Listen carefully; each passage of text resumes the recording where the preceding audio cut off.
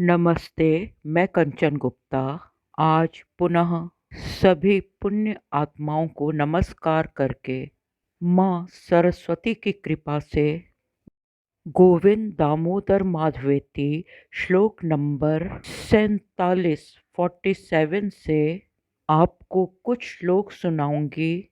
वो श्लोक हैं: हंसा ध्वजा शंखयुतो ददर्श पुत्रं कटाहे प्रप्तन्तमेनं पुण्यानि नामानि हरर्जपन्तं गोविन्ददामोदरमाधवेति। दुर्वाससो वाक्यमुपेत्य कृष्ण सा चाब्रवीत् कानन् वासिनीशम् अन्तः प्रविष्टं मनसा जुहाव गोविन्ददामोदरमाधवेति। ध्येया सदा योगिभिर्प्रमेया सचिन्ता हरश्चिन्तितपारिजाता। कस्तूरिकाकल्पितनीलवर्णा गोविन्ददामोदरमाधवेति। संसारकूपे पतितो अत्यगाधे मोहान्धपूर्णे विषयाभितप्ते। करावलम्बं मम देहि विष्णो गोविन्ददामोदरमाधवेति। त्वामेव याचे मम देहि जिह्वे समागते दण्डधरे कृतान्ते। वक्तव्यमेवं मधुरं सुभक्त्या गोविन्ददामोदरमाधवेति। अब इन श्लोकों का अर्थ सुने। हर श्लोक के पीछे एक कहानी है, कथा है, जो हमारे शास्त्रों में, पुराणों में भी है। आपको वो कथाएं सुनाकर मुझे परम सुख की अनुभूति हो रही है। वो कहानी है, एक राजा हंस ध्वज हुए हैं। अपने पुरोहित शंख मुनि के साथ राजा हंस ध्वज ने अपने पुत्र सुधन्वा को तप्त तेल की कड़ाही में कूदते और हे गोविंद, हे दामोदर, हे माधव भगवान के परम पावन नामों का जप करते देखा। और उस गरम खौलते तेल में भी सुधन्वा नामक राजा हंसध्वज के पुत्र का शरीर बिल्कुल नहीं जला। अगले श्लोक का अर्थ है, एक दिन द्रौपदी भोजन कर लेने पर असमय दुर्वासा ऋषि आ गए और ऋषि ने अपने शिष्यों के सहित भोजन मांगा। तब वन में वास करने वाली द्रौपदी ने गोविंद को याद किया। ये कहानी इस प्रकार है कि जब जंगलों में, वनों में कुंती और कुंती पुत्र पांडव और पुत्र वधु द्रौपदी को वास करना पड़ा था, तो कृष्ण ने एक चमत्कारी बर्तन दिया था कि द्रौपदी, ये बर्तन बहुत सा भोजन आपके सामने लाएगा और ये हर समय जब चाहो तब ये भोजन से भर जाएगा।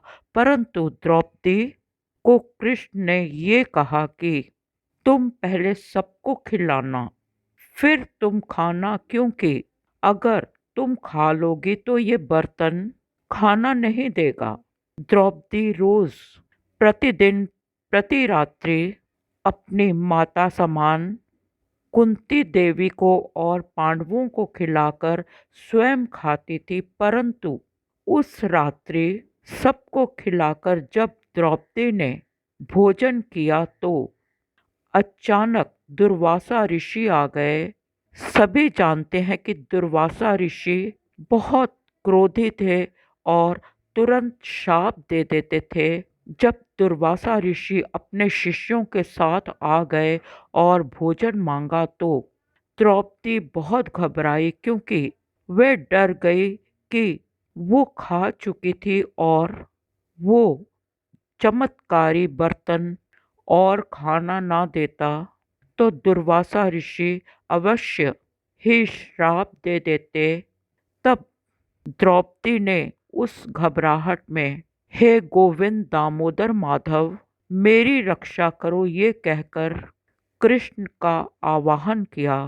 कृष्ण ने दुर्वासा ऋषि से कहा कि ऋषि देव, आपने बिना स्नान के कैसे भोजन करना स्वीकार किया?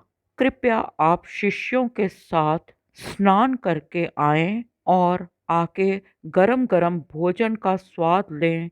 और श्री कृष्ण ने दुर्वासा ऋषि और उनके शिष्यों के पेट में दरिया का, नदी का पानी स्नान के समय इस तरह से परिपूरित कर दिया कि दुर्वासा ऋषि और उसके शिष्यों की भूख मिट गई और उन्होंने भोजन करने से मना कर दिया, इनकार कर दिया। और द्रौपदी की मान रक्षा श्री कृष्ण ने स्वयं की। अगले श्लोक का अर्थ है कि ईश्वर को बहुत तप के बाद भी योगी पूर्णतः समझ नहीं पाते और नेति नेति कहते हैं कि ईश्वर की शक्तियों को समझना कठिन नहीं अपितु दुर्लभ है। वे ईश्वर सभी प्रकार की चिंताओं को हरने वाले हैं और मनोवांछित वस्तुओं को देने में कल्प वृक्ष, कल्प तरु के समान हैं। वे कृष्ण, दामोदर, माधव, मुकुंद, मुरारी, कृष्ण, गोविंद, विष्णु, राम, जिनका शरीर कस्तूरी वर्ण का नीला है, उनका सदैव भजन करें। अगले श्लोक का अर्थ है जो मोह रूपी अंधकार से व्याप्त और विषयों की ज्वाला से संतप्त हैं, ऐसे अथाह संसार रूपी कूप में मैं पड़ा हुआ हूँ। हे माधव, हे मेरे मधुसूदन, हे गोविंद, हे दामोदर, हे माधव, मुझे अपने हाथों का सहारा दें। अगले श्लोक का अर्थ है हे जिह्वे, हे विभिन्न प्रकार के रसों का आस्वादन करने वाली जिह्वे, मैं तुझसे भिक्षा मांगती हूँ, भिक्षा मांगती हूँ कि तू, हे प्रभु, तू ही मुझे दे। इन शब्दों का उच्चारण कर। हे जिह्वे, तू ईश्वर से कह कि हे प्रभु, आप ही मुझे दें।